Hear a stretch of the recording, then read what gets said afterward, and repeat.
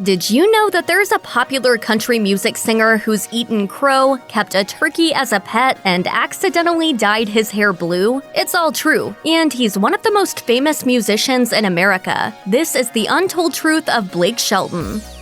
Blake Shelton's talent was apparent from an early age, which led to his mother entering him in pageants, though that almost backfired a bit. I hated it so much that I almost didn't want to be a singer anymore. The pageants typically contained a talent portion that allowed a 7-year-old Shelton to demonstrate his singing skills. But as he recalled to Entertainment Tonight in 2015, in order for me to sing in the pageant like my mom wanted me to, I had to do the evening wear and all that crap. Shelton also reluctantly discussed his pageant days during a visit to the Kelly Clarkson show in 2020. He revealed that his two big show-stopping numbers were Bob Seger's Old Time Rock and Roll and Ted Nugent's Cat Scratch Fever. According to Shelton, the latter song wasn't exactly a hit with the soccer moms in the audience, who presumably weren't thrilled to see a young boy singing such suggestive lyrics.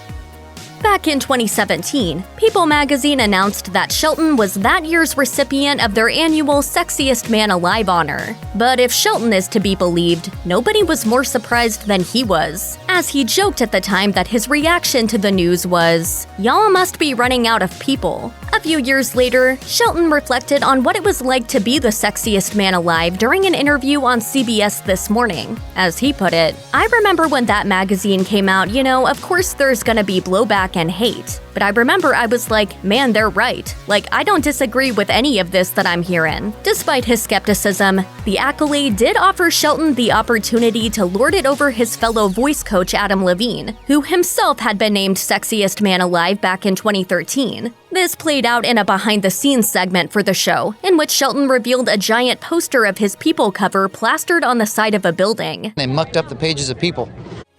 Reality TV has been very good to Blake Shelton, as he is the longest-serving coach on The Voice, and the only one to have been on every single season since it premiered in 2011. However, some words he once uttered back in the day have since come back to haunt him. In a 2008 interview with The Boot, he was asked which reality TV show he'd most like to be on, to which he responded, "I hate reality shows, but if I had to be on one, I'd have to say Realtree Road Trips on the Outdoor Channel." Considering this admission, it shouldn't be too surprising that Shelton was initially a bit wary of signing on when he was approached about joining The Voice. He originally passed on the offer, but he had a change of heart when he found out that Christina Aguilera had officially joined the show. The way Shelton saw it, if a superstar of her stature was involved, then he should probably reconsider. As he told Men's Journal, "I was like, who am I to be the holdout? I'm the country guy nobody's ever heard of." Shelton ultimately proved to be a breakout star on the show, and Adam Levine explained to Men's Journal the secret to his fellow judges' success, explaining, "He has this kind of punk rock mentality, where he's not afraid to speak his mind, not afraid to say the wrong thing." Blake's shameless, he doesn't have any shame.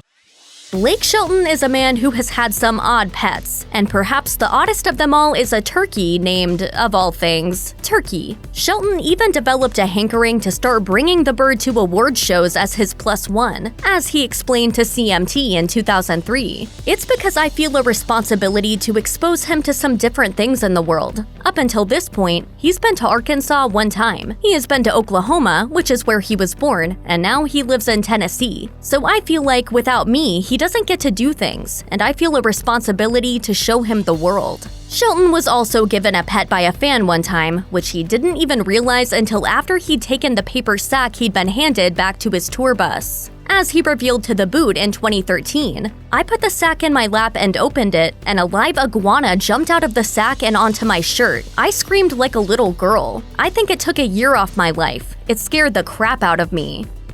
Being asked to join the Grand Ole Opry is the dream of any aspiring country singer. It's proof positive that you've truly arrived as a member of Nashville's most exclusive club. Blake Shelton was invited to join the Opry back in 2010, but in a rather unusual manner, as he was the first ever singer whose Opry invitation was delivered via Twitter. It was sent while Shelton was performing a duet with fellow country singer Trace Adkins. As reported by The Boot, as soon as their song finished, Adkins pulled out his cell phone and showed it to Shelton and told him, "Wait a minute, Blake, you were always on the internet tweeting your fans. Now someone has sent you a message via Twitter." Shelton then read the tweet from the Opry, which read, "Blake Shelton, you're invited to join the Grand Ole Opry. See you on 10/23/2010. When Shelton was inducted, he declared, "I know a lot of guys who want this as bad as I do, but forget about them. This moment, hands down, is the highlight of my career."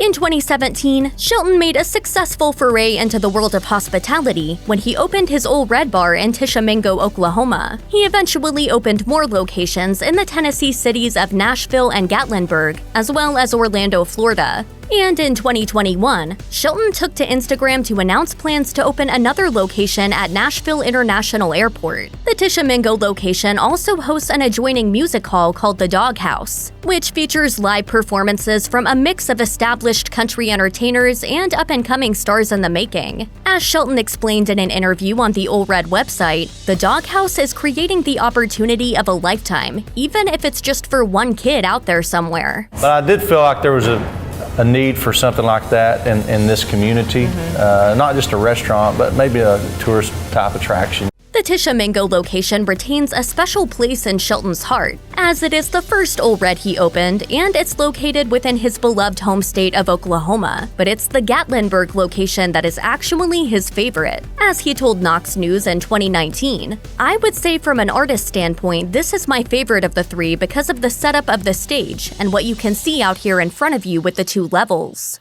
In addition to his various responsibilities as a country singer, TV personality, and tavern entrepreneur, Blake Shelton also occasionally lends himself out as a pitchman for various products. Such was the case in 2014 when he spoke to the Los Angeles Times in his capacity as spokesman for Pizza Hut's new bacon cheese stuffed crust pizza. As he was being paid for his endorsement, it should come as no surprise that he described the pizza in over-the-top glowing terms, as he gushed, "If there was a way to combine awesome with greatness, this is what it is." During the course of this food-centric interview, Shelton was asked to single out the craziest food he'd ever eaten, and he offered an appropriately bonkers response, as he declared, "Crow. A friend and myself actually cooked some crow so we could actually say we've eaten crow. Don't ever do that." Shelton also revealed some of his other favorite foods in addition to the stuffed crust pizza he was there to promote. As it turns out, his favorite dish to cook is steak,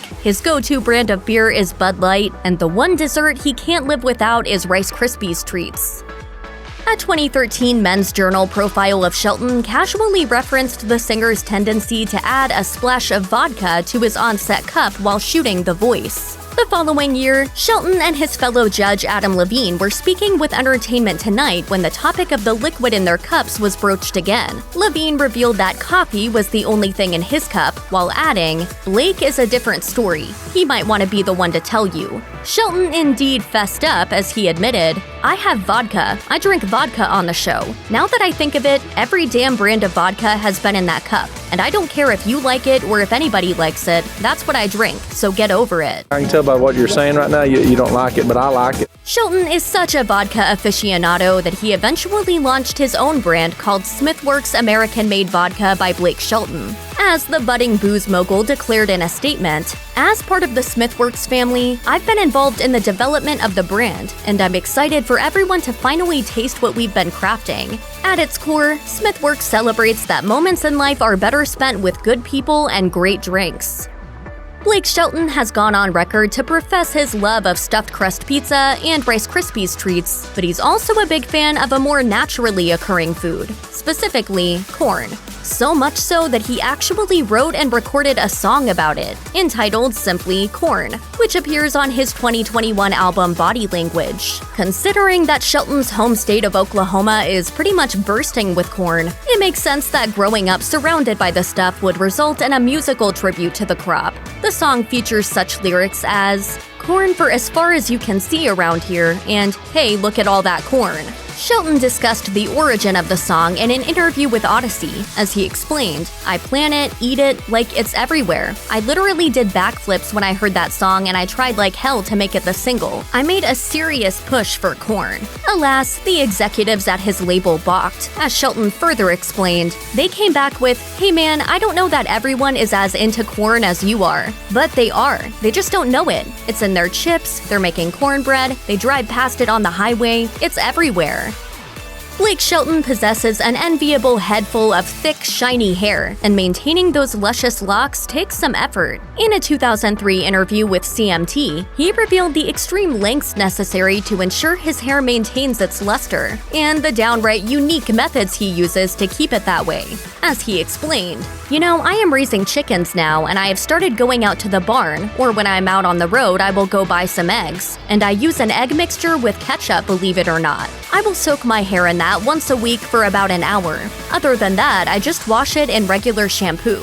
Over the years, Shelton's hair has begun to gray. While quarantining with Gwen Stefani in 2020, his salt and pepper hair had become what he described as just salt. As he revealed during an appearance on The Ellen DeGeneres Show, he took matters into his own hands and ordered a box of Just for Men hair dye. Unfortunately, his DIY attempts at dyeing his hair left him with locks that were blue or purple, so he finally allowed Stefani to take charge and do it the right way. Check out one of our newest videos right here. Plus, even more list videos about your favorite stars are coming soon. Subscribe to our YouTube channel and hit the bell so you don't miss a single one.